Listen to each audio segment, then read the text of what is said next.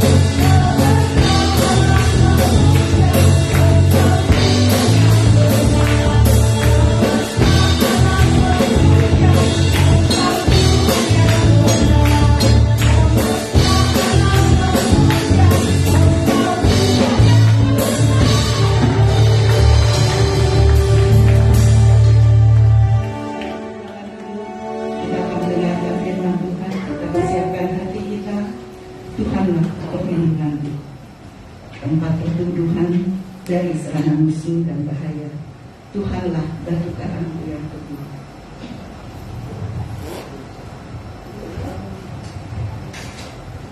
Terima kasih Bapa. Kami tahu Engkau Allah yang dahsyat bagi hidup kami. Engkau Allah yang senantiasa menyertai hidup kami sepanjang tahun yang lalu Tuhan. Dan kami masuk di dalam tahun yang baru dengan penyertaan Tuhan. Buat kuasa-Mu menyertai hidup kami Tuhan. Karena Engkaulah perlindungan bagi kami Tuhan. Kami aman di dalam Engkau ya Bapa. Terpujilah Tuhan. Mari kita angkat pujian ini. Engkaulah perlindungan di tempat kami.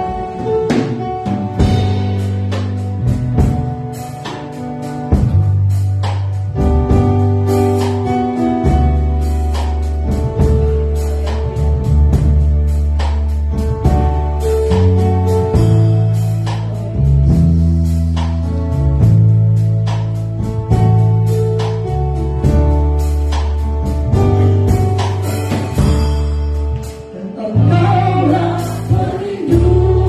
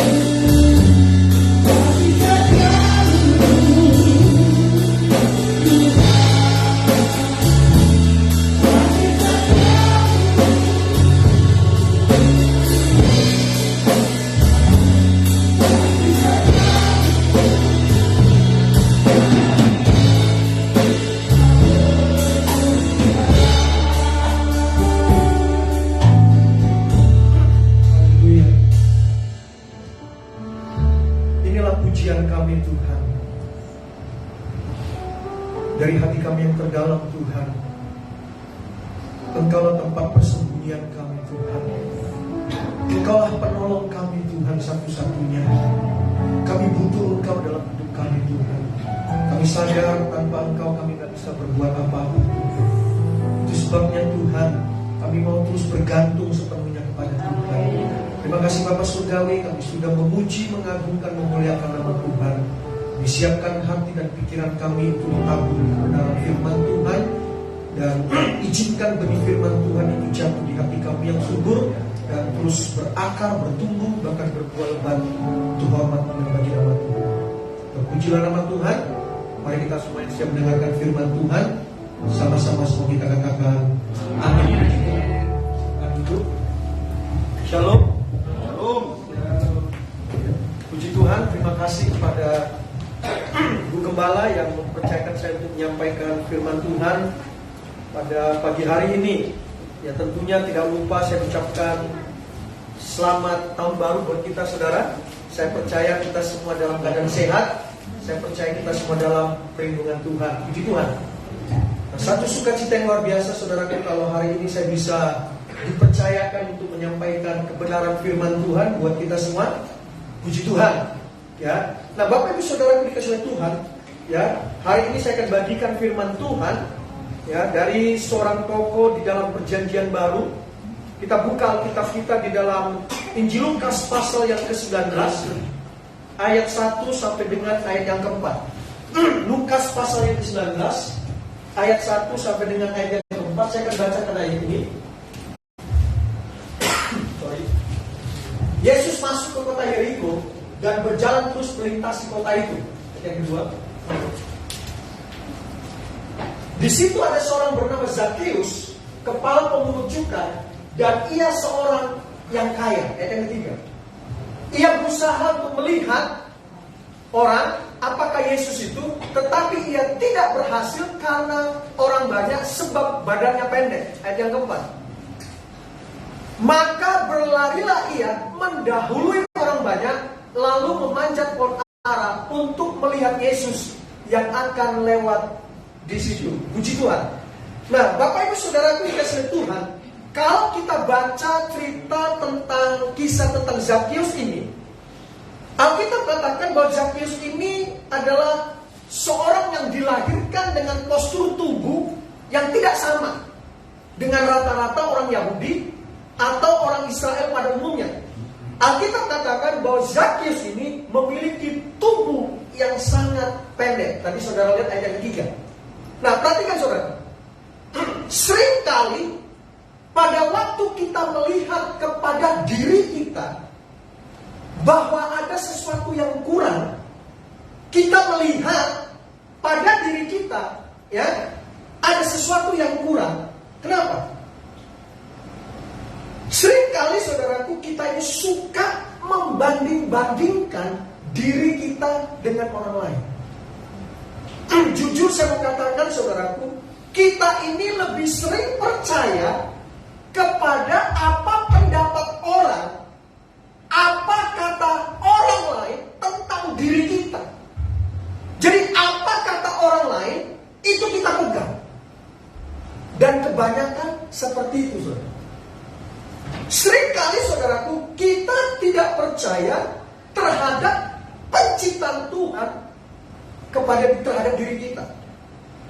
Ya, contoh misalnya, saya lihat ada ibu-ibu wanita ya, karena kurang pede saudaraku, mungkin alis dalam, mungkin bulu matanya kurang panjang, ya, ditambah bulu mata.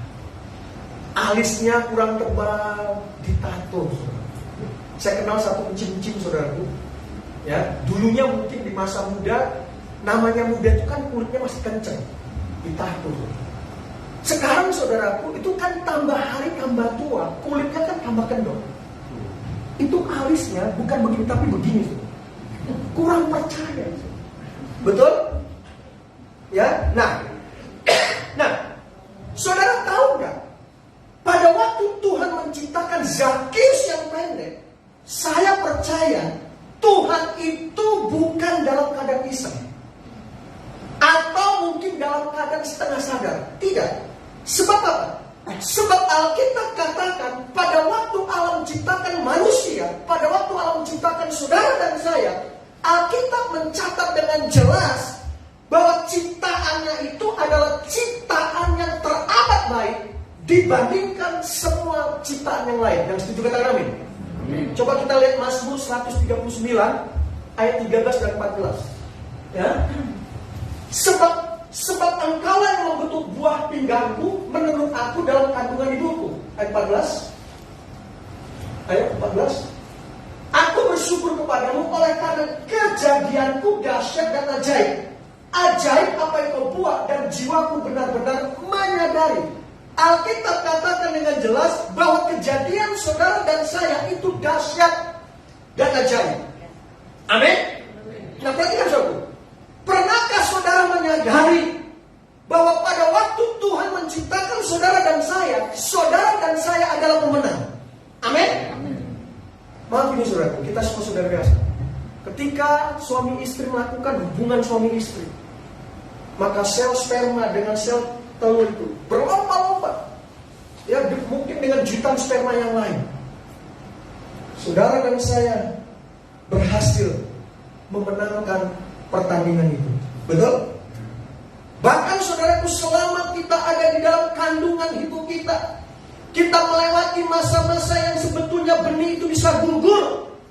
Dan kemudian saudara dan saya lahir ke dalam dunia. Itulah sebuah kemenangan. Amin. Saudara dan saya bisa bertumbuh. Saudara hari ini bisa hadir mendengarkan khotbah. Itulah kemenangan. Nah, saudara perhatikan, seringkali kita tidak menyadari bahwa Tuhan menciptakan saudara dan saya bukan hanya sekedar pemenang, tapi Tuhan menciptakan saudara dan saya lebih daripada pemenang. Amin. Apa artinya? Artinya saudara dan saya memiliki yang namanya genetika. Saudara dan saya memiliki yang namanya benih. Saudara dan saya memiliki yang namanya DNA. Saudara dan saya memiliki namanya gen. Saudara mempunyai kemampuan di atas rata-rata. Itulah yang dimaksud dari kalimat lebih daripada pemenang.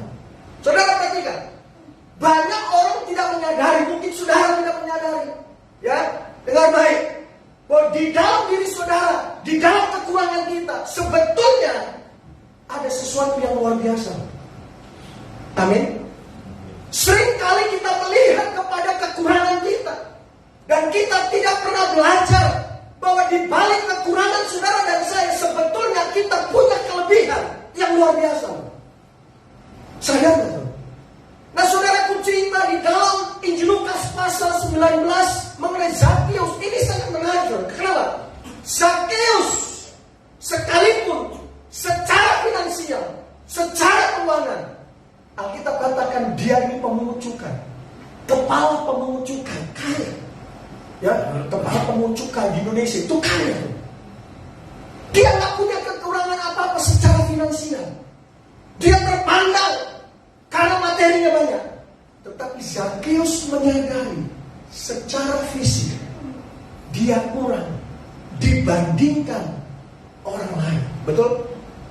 Saudaraku, pada waktu Zakius mendengar berita tentang Yesus, Yesus akan datang masuk, ya, melalui kota Yeriko. Zakius tertarik, ingin melihat, berjumpa, menyaksikan siapakah Yesus itu sesungguhnya. Pertanyaannya, kenapa Zakius tertarik? Karena Zakius sudah sering mendengar berita-berita tentang Yesus, di mana Yesus pernah mengadakan mujizat, yang orang buta bisa melihat, orang lumpuh bisa berjalan, yang orang mati bisa bangkit. Dia mendengar berita tentang Yesus.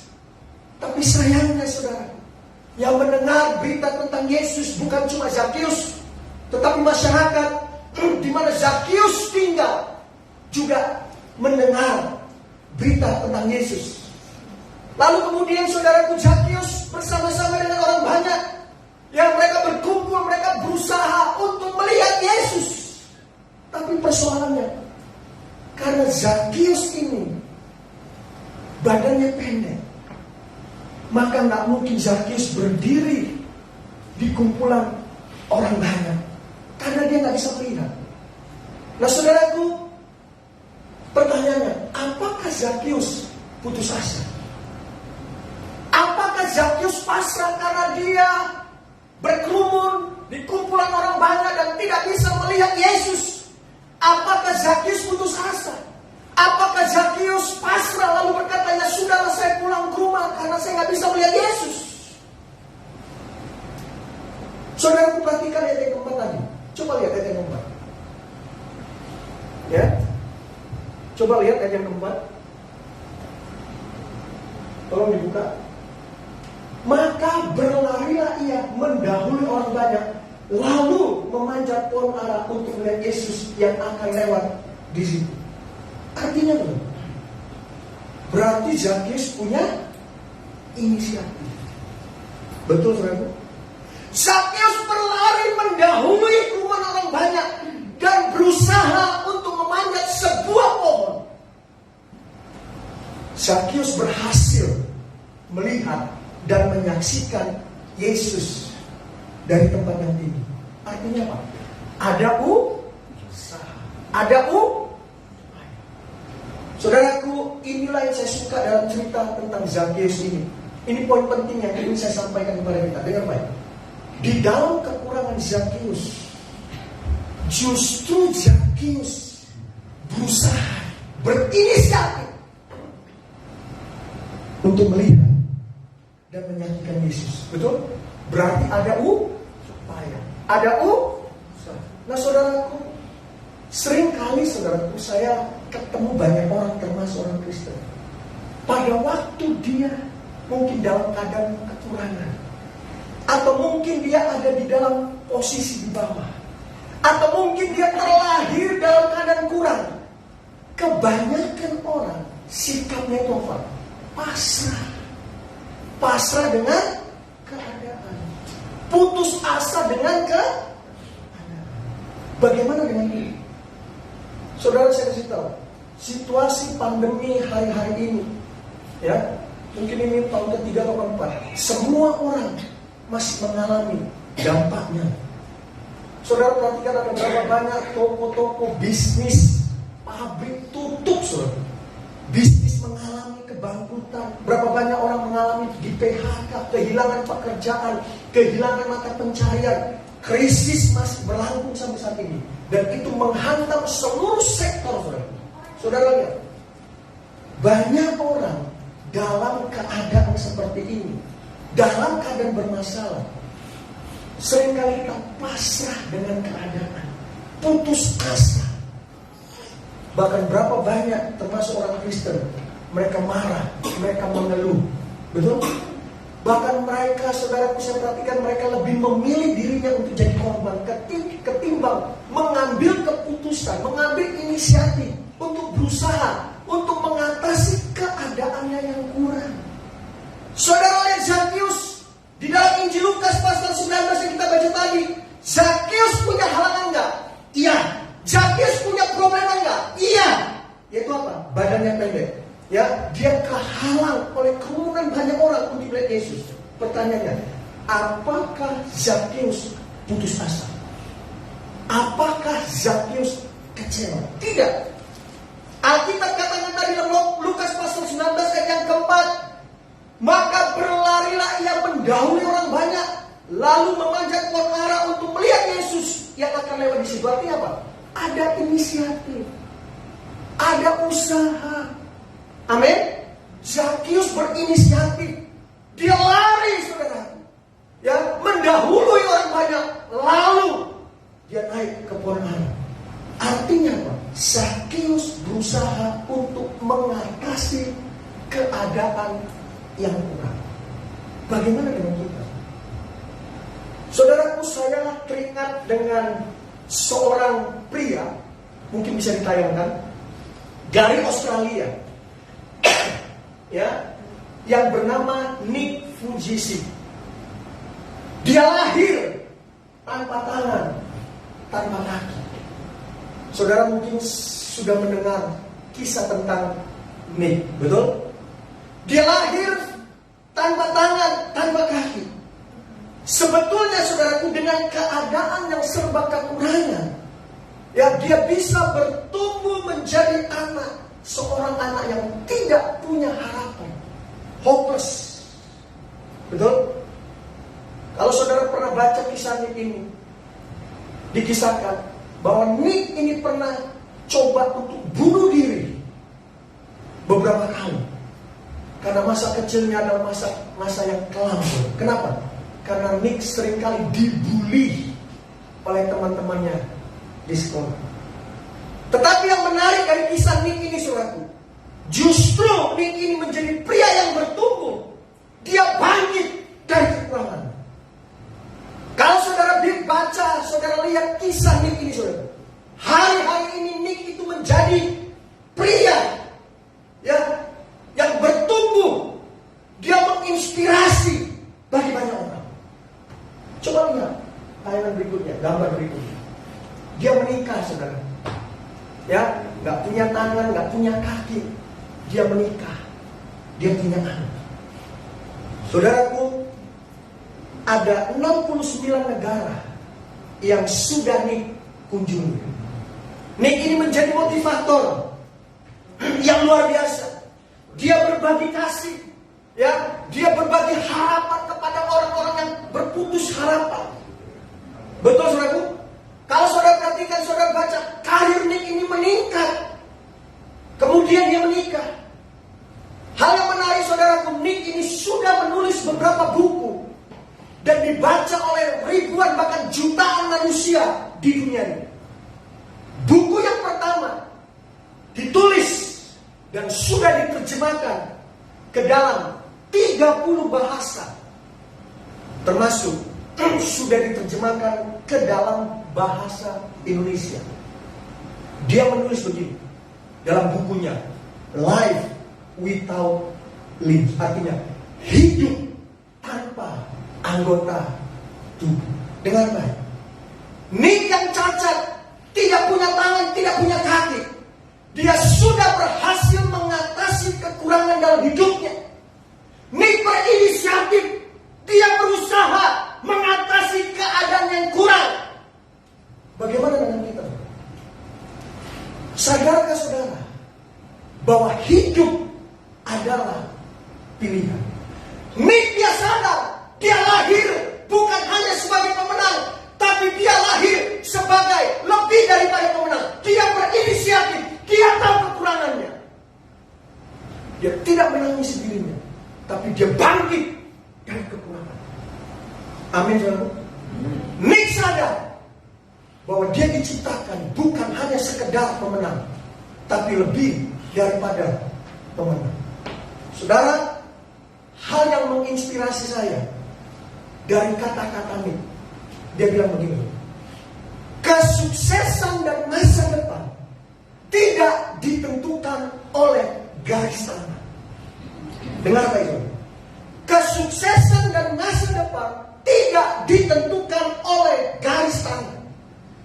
Bahkan orang yang tidak memiliki tangan sekalipun punya masa depan yang cerah dan mampu untuk mencapai suatu kesuksesan.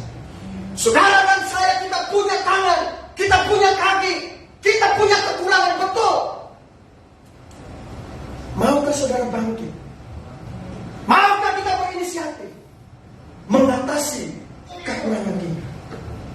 Amin, saudara. Saudara, aku saya kasih tahu, hidup adalah sebuah pilihan. Saudara boleh memilih. Kalau saudara lahir dalam keadaan miskin, itu namanya takdir. Tapi kalau dalam hidup ini saudara tetap hidup dalam keadaan minim, hidup dalam keadaan kurang, itu namanya kebodohan. Itu pilihan hidup saudara sendiri. Saudara mungkin dengan dampaknya pandemi, mungkin saudara ada yang di PHK. Saudara kan bisa berinisiatif, nggak usah malu. Saudara punya motor, punya mobil, kan nggak apa-apa saudara jadi tukang ojek. Itu kan bukan pekerjaan yang halal, betul?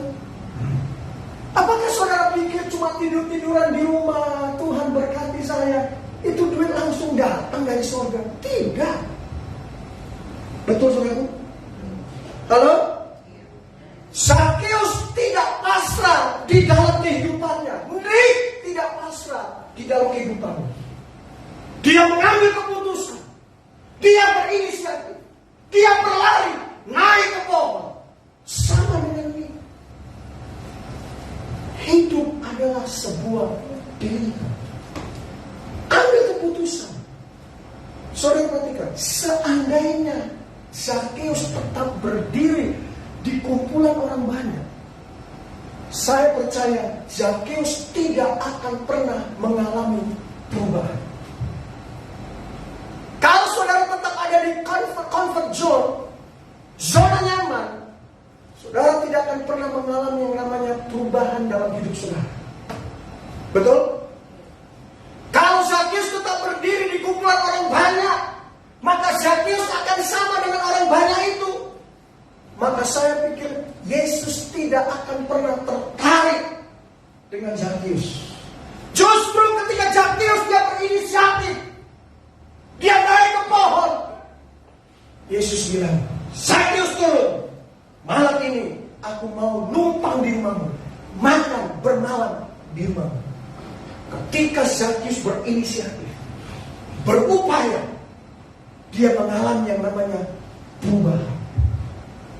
Bagaimana dengan kita? Saudara dengar baik, Tuhan itu sangat tertarik dengan orang-orang yang di dalam hidupnya yang tidak pernah menyerah. Tuhan itu sangat tertarik dengan orang-orang yang dalam hidupnya yang selalu berusaha.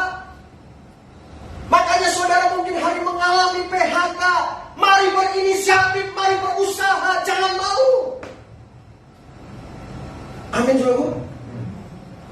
Saudara ingat ini, bahwa Tuhan memberikan upah bagi orang yang serius dengan dia.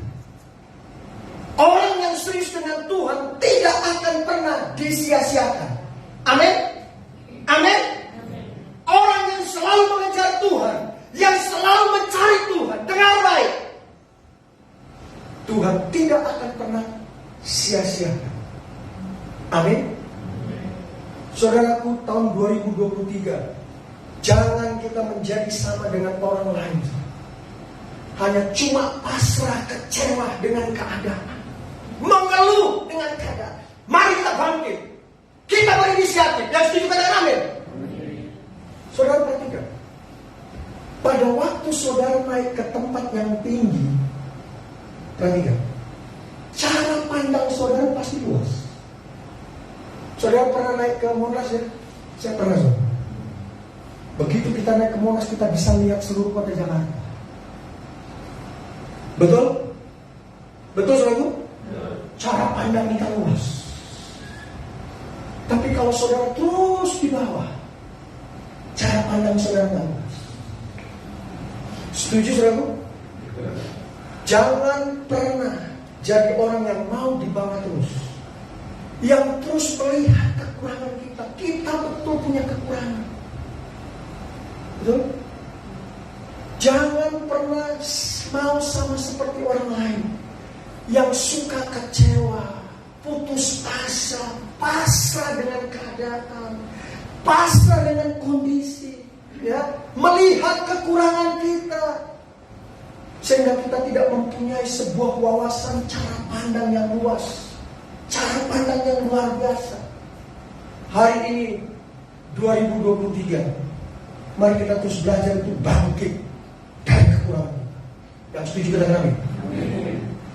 Saudaraku, saya bersyukur kalau hari ini saya diberi kesempatan ya untuk bisa menyampaikan firman Tuhan kepada saudara. Saya tantang saudara, saya challenge saudara. Mari kita menjadi seperti orang yang apa Tuhan mau. Yang setuju katakan amin. Saudara, kalau kita perhatikan hari-hari ini, banyak gereja ya berbicara tentang dimensi yang baru. Jadi kita harus punya cara pandang, ya, cara pandang yang baru. Ukuran hidup kita itu bukan apa yang dikatakan dunia, amin. Karena dalam punya hidup kita itu bukan ditentukan apa kata dunia, tapi hidup kita ditentukan apa kata firman Tuhan. Betul saudara? Dunia menilai, mengukur yang namanya kesuksesan, keberhasilan karena dia punya banyak aset, karena dia punya banyak uang, karena dia punya ini, punya itu, dan sebagainya. Itulah dunia menilai, mengukur. Tapi firman Tuhan katakan dengan jelas di dalam Roma pasal 14 ayat yang ke-17, sebab kerajaan Allah bukanlah soal makanan, soal minuman, tetapi soal kebenaran, damai sejahtera, dan sukacita oleh Roh Kudus. Amin. Artinya apa? Kesuksesan, keberhasilan tidak bisa diukur oleh hal-hal jasmani. Keberhasilan, kesuksesan itu nggak bisa diukur dengan hal-hal materi. Dunia menilai kesuksesan, keberhasilan diukur dari karena kita punya ini dan sebagainya. Tapi Alkitab tidak berkata demikian. Dengar baik. Ukuran kita adalah kebenaran, sukacita di dalam Roh Kudus. Dan setuju dengan kami? Perhatikan. Orang yang memiliki kebenaran, maka hidupnya bisa dikuduskan. Orang yang memiliki kebenaran, maka orang itu akan menjadi orang yang pandai menurut kitab Amsal. Dan orang yang mempunyai kebenaran, maka dia akan berjalan di jalan yang terang. Amin. Dia tahu kemana dia pergi karena dia hidup di dalam terang. Mazmur katakan di dalam Mazmur 119 ayat yang ke-105, firman itu adalah pelita bagi kakiku, terang bagi jalanku. Amin. Kalau saudara hidup di dalam terang, saudara tidak akan hidup di dalam kegelapan. Dan orang yang berjalan di dalam kebenaran, maka dia akan memiliki yang namanya damai sejahtera. Orang yang memiliki damai sejahtera, maka dia bisa tenang dalam hidupnya, dalam situasi bergejolak apapun. Setuju kamu? Amin. Dia akan tetap tenang dan percaya kepada Tuhan. Dunia boleh gonjang-ganjing, ya, kita anak-anak Tuhan yang percaya kepada Dia, kita tetap ajoji. Amin. Dunia boleh resesi, tapi kita anak-anak Tuhan yang hidup dalam kebenaran, kita akan terus resepsi. Amin. Bukan berarti kita gak punya masalah, tapi kita punya pengharapan yang kuat di dalam Tuhan. Tenang bukan karena kita memiliki uang, harta yang banyak.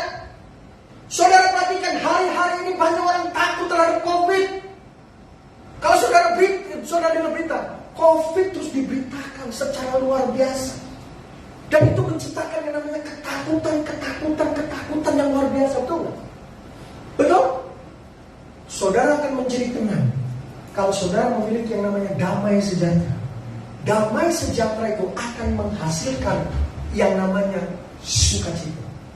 Nehemia katakan di dalam Nehemia pasal 8 ayat yang ke-11, sukacita karena Tuhan itulah perlindunganku, kekuatanku. Amin. Tapi kalau saudara terus menjadi orang yang murung, kecewa, mengeluh, maka zat-zat kimia yang negatif itu akan memenuhi tubuh saudara. Akhirnya saudara sakit. Betul? Tetapi kalau saudara terus bersukacita, maka saudara akan menjadi kuat, saudara akan menjadi sehat. Amin. Amin. Karena kita katakan apa? Hati yang gembira adalah obat yang manjur. Dengar baik. Bersukacita itu adalah sebuah keputusan. Amin. Karena kita katakan dalam 1 Tesalonika pasal 5 ayat 16 sampai 18, bersukacitalah senantiasa, tetap berdoa, mengucap syukur dalam segala hal. Ya. Jadi sukacita itu bukan sebuah keadaan karena perasaan, bukan. Kalau saudara mengikuti sistem dunia, pepatah dunia kan berkata begini, ada uang, abang disayang. Tidak ada uang, abang ditendang. Itulah pepatah dunia. Saudara dan saya memiliki sukacita karena apa? Itulah yang namanya kemenangan. Saudara bisa bersukacita, itu sebuah kemenangan. Amin. Jadi sukacita itu sesuatu yang supranatural. Diberikan kenapa? Karena saudara hidup di dalam kebenaran. Karena saudara memiliki damai sejahtera. Itulah kodrat saudara dan saya. Itulah kodrat saya. Milikilah sesuatu yang lebih besar di dalam hidup kita. Yang setuju katakan amin. Saya kasih tahu saudara dengar baik. Kalau kita memiliki yang namanya kebenaran, itu lebih daripada orang kaya. Saya punya teman saudara kaya, tapi hidupnya murung terus. Nggak ada damai. Takut ini, takut itu, takut ini. Tapi kalau kita hidup di dalam kebenaran, itu lebih daripada orang kaya. Betul saudaraku? Ada banyak orang kaya punya materi yang banyak, ya. Tetapi mereka tidak memiliki yang namanya kebenaran. Mungkin hidup kita pas-pasan, kita nggak kaya raya. Tapi kalau kita memiliki kebenaran, itu lebih daripada orang kaya. Saudara lihat, orang kaya nggak memiliki kebenaran, lihat rumah tangga mereka hancur, betul? Terjadi perselingkuhan, ketidaksetiaan, hidup goyah, tidak kuat menghadapi goncangan. Ini terjadi loh. Tapi orang yang berjalan di dalam kebenaran, maka dia akan menjadi orang yang luar biasa. Setuju saudaraku? Saya berharap kita semua tidak seperti Raja Salomo.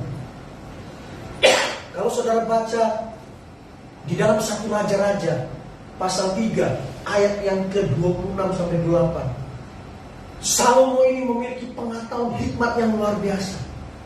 Kalau saudara baca di dalam 1 Raja-Raja pasal 4 ayat yang ke-32 sampai 33, Salomo ini menulis syair. Dia bisa mengubah, bisa menulis Amsal yang sangat luar biasa. Tapi sayangnya, Salomo memiliki kebenaran, tapi dia tidak hidup di dalam kebenaran. Dia memiliki pengetahuan, tapi dia tidak menghidupi pengetahuan yang hebat itu. Perhatikan dong. Secara materi, kalau saudara perhatikan, saudara baca tentang Salomo, Salomo luar biasa. Dia kalau dibandingkan saudaraku, tidak ada satu manusia di dunia yang bisa mengalahkan kekayaan Raja Salomo. Dia kaya raya. Tapi sayangnya saudaraku, dia bukan hanya punya 1 istri. Tapi berapa? 700 istri dan 300 gundi. Kalau saudara baca akhir kisah dari hidup Salomo, dia bilang apa? Dia punya segala-galanya. Tapi Salomo bilang apa? Di dalam Pengkhotbah pasal yang kedua ayat yang ke-11, semuanya adalah sia-sia. Salomo punya kebenaran, tapi Salomo tidak hidup di dalam kebenaran. Saudara dengar baik. Pernahkah kita menyadari bahwa di dalam diri kita, di dalam kekurangan kita, sebetulnya ada sesuatu yang luar biasa. Amin? Amin? Saudara ingat tadi di awal, contoh nih, seorang yang dilahirkan cacat, tanpa kaki, tanpa tangan, di dalam perjalanan hidupnya, karena juga dorongan dari orang tuanya, Tuhan memberikan hasrat, Tuhan memberikan gairah, Tuhan memberikan sebuah keinginan yang kuat dalam diri ini, dan akhirnya dia bangkit dari kekurangan. Hari ini hidup ini sudah jadi berkat bagi seluruh manusia di dunia. Dia hidup dalam kekurangan, tapi dia sadar dia hidup bukan hanya sekedar pemenang, tapi dia sadar hidupnya ada lebih daripada pemenang. Dan Nick menyadari hidup adalah sebuah pilihan. Amin. Dan akhirnya apa? Dia punya tekad besar, dia berjuang. Akhirnya Nick dia dipakai Tuhan dengan luar biasa. Dia menjadi pengkhotbah yang luar biasa. Pertanyaannya, apakah kita yang punya tubuh utuh, punya tangan utuh, punya kaki utuh, sudahkah hidup kita menginspirasi banyak orang? Nick yang tidak punya tangan, tidak punya kaki, tapi hidupnya sudah menginspirasi, jadi berkat. Nick bisa tampil megah, walaupun fisiknya kurang. Kenapa? Karena dia sadar dia adalah seorang yang lebih daripada pembenar.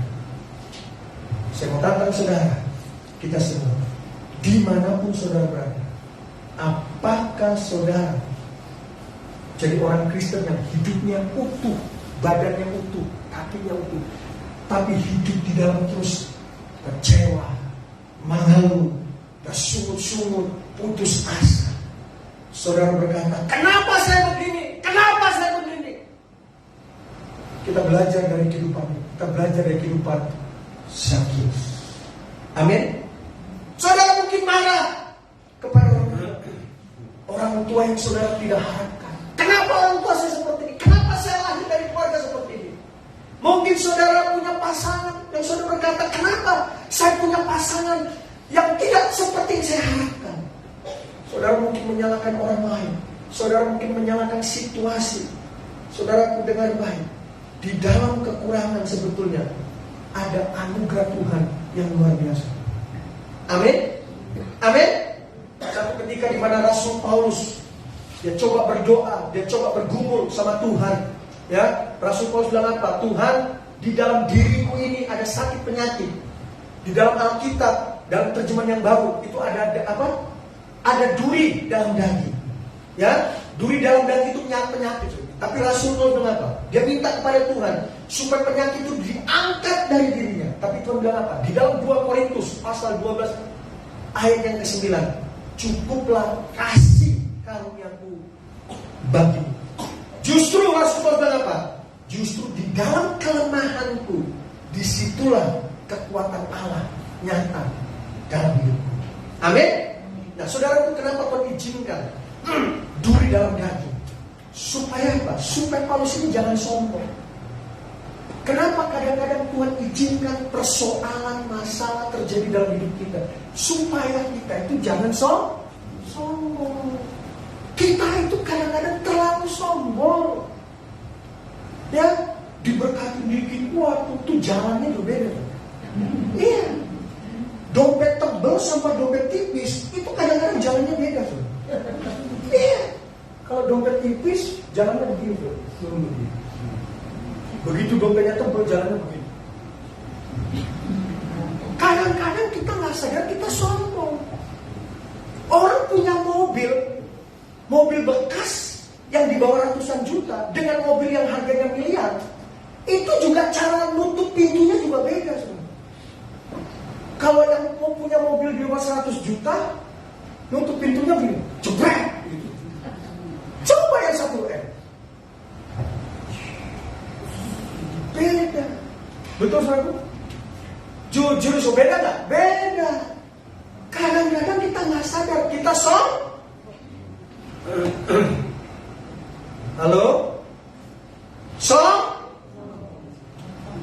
Hari ini kita gak boleh sombong. Amin. Semua bukan punya kita.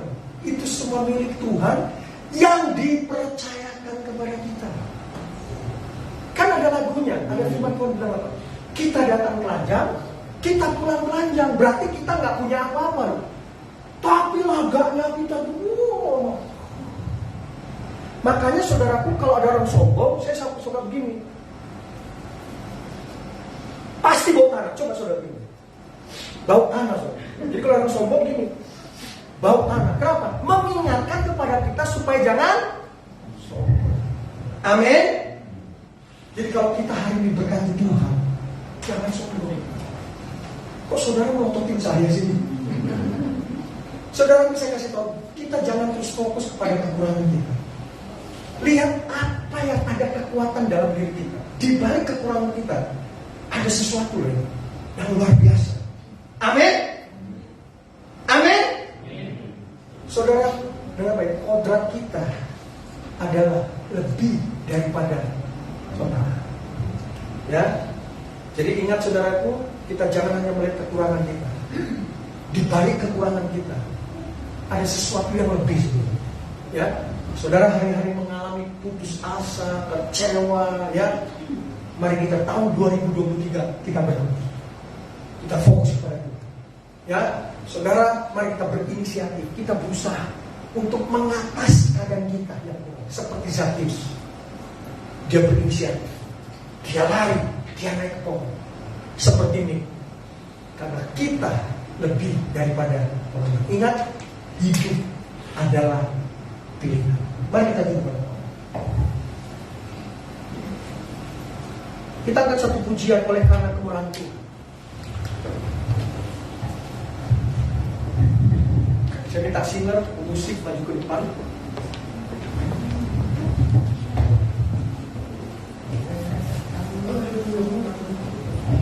Saya undang semua bapak berdiri, saudara.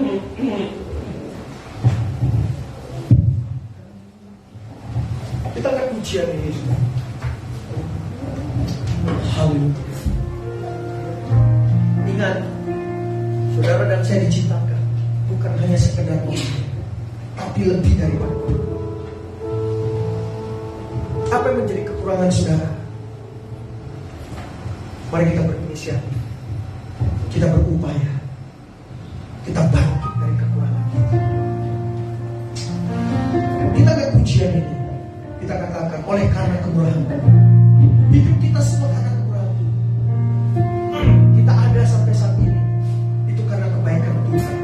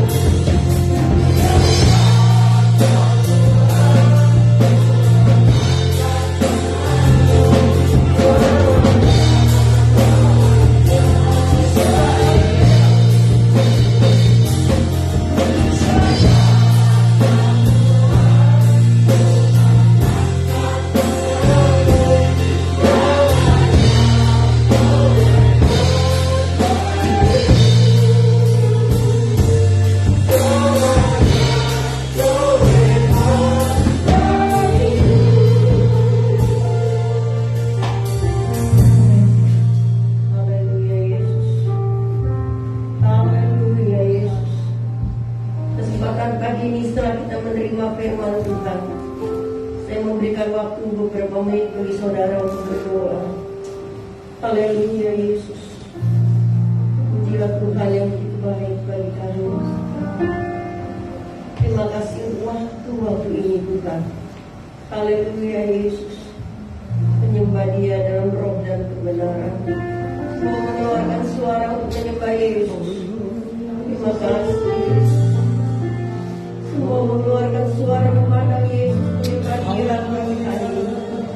Haleluya Yesus. Haleluya.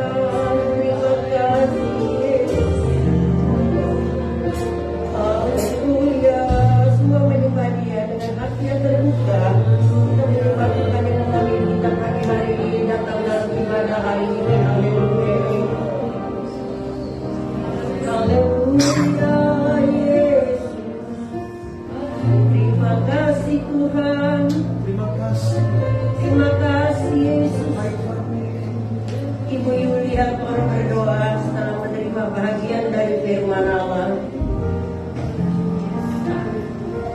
Bapa di surga, Tuhan yang datang kepada Engkau ya Bapa. Kami bersyukur Tuhan untuk penyertaan Engkau pada kami ya Bapa. Oh Tuhan, kami tahu Tuhan, sebagai manusia Tuhan kami tidak ada yang sempurna ya Bapa. Tapi kami mau Tuhan yang menyempurnakan kami ya Bapa. Tuhan, segala kekurangan kami ya Bapa kami tahu dan kami percaya Bapa. Kalau kami mau nyumbangkan Engkau ya Bapa, seperti Yosef Bapa yang berusaha Tuhan untuk melihat Engkau ya Bapa. Demikian juga dengan kami ya Bapa. Tuhan, jadikan hari-hari kami Tuhan supaya kami boleh taat kepada Engkau ya Bapa. Supaya kami juga boleh lebih melihat lagi ya Bapa apa yang Engkau menjadi dalam kehidupan kami ya Bapa. Haleluya Yesus, haleluya. Terima kasih ya Tuhan. Tuhan, Engkau berkati juga ya Bapa hamba-Mu yang telah menyampaikan firman ini. Kapan ya Tuhan hamba lebih hari. Amin. Tuhan berkati. Kau berkati kehidupannya, berkati keluarganya ya Bapa. Haleluya nama Engkau ya Bapa. Terima kasih Tuhan, terima kasih dalam nama Tuhan kami berdoa dan bersyukur ya Bapa. Haleluya. Amin. Puji nama Tuhan, silakan duduk. Kita akan menjalankan persembahan kepada Tuhan. Kita angkat nyanyian.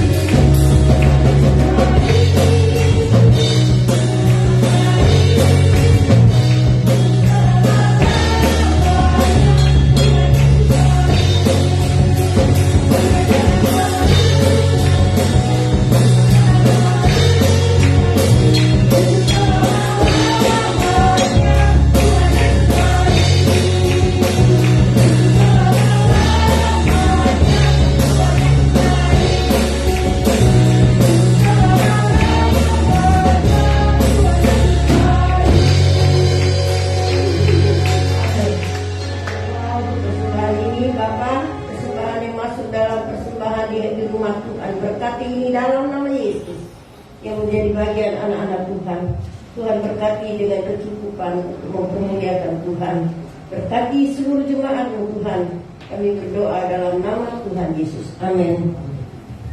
Pengumuman yang datang kepada kita hari ini seperti biasa. Ya, walaupun apalagi ini dekat Sinja nih, saya rasa Jumat ini sering banyak yang nggak datang. Ya, minggu lalu aja banyak yang nggak datang karena menjelang Natal tahun baru. Karena menjelang Sinja lagi. Tapi tetap saya ingatkan doa itu amat penting. Sangat dan sangat penting. Maka kita jangan pernah berhenti berdoa. Lalu berdoa, tetap bawa pekerjaan Tuhan di dalam Tuhan bekerja sendiri gitu. Baik dalam hidup kita ataupun pelayanan pekerjaan Tuhan itu penting banget dengan doa. Ada sedikit waktu saya mau bercerita begini. 2 hari yang lalu saya menerima satu berita dari kampung. Gini-gini saya juga masih ada kampung gitu ya. Nah, berita dari kampung begini. Beritanya tuh menyenangkan banget buat saya itu karena apa, saya melihat Tuhan itu dahsyat. Tuhan itu luar biasa. Kasih Tuhan itu tidak berkesudahan. Sekalipun orang sering ninggalin Tuhan. Saya punya seorang teman di daerah. Teman saya jauh lebih tua dari saya. Saudara yang kekasih di dalam Tuhan, teman saya ini seorang menantu perempuan. Pada saat kami bersama-sama di daerah ini, kami sering ngobrol, namanya teman ya. Sering ngobrol. Nah, teman saya ini dulu waktu dia datang ke daerah saya, memang dia diislamkan. Orang Manado kan kita tahu jarang dia Muslim. Dia diislamkan kenapa? Karena dia menikah. Menikah juga dengan teman saya di daerah yang sama gitu. Kayak di daerah saya, wanita ini dari Manado. Sejak dia menikah dengan keluarga besar Islam yang sangat ketat. Ya, daerah kami itu nggak ada yang nggak kenal keluarga ini Islamnya seperti apa gitu. Sangat ketat sekali. Bahkan sampai suatu hari ketahuan keluarganya dia suka ngobrol sama saya gitu. Dia dimarahin. Ini puluhan tahun lalu dia dimarahin. Dia tuh tidak pernah menginjakkan kaki ke gereja karena sudah diislamkan. Nah, pikir hati saya, Tuhan, ini anak Tuhan yang hilang ini sampai kapan? Nah, saya punya bapak, ya, bapak saya gembala sidang di sana, itu bapaknya Pak Deki juga yang ada di belakang. Bapak saya itu suka berdoa buat mereka, berdoa juga buat keluarga ini. Puluhan tahun sebelum dia meninggal itu saya dapat berita. Saya dapat berita begini.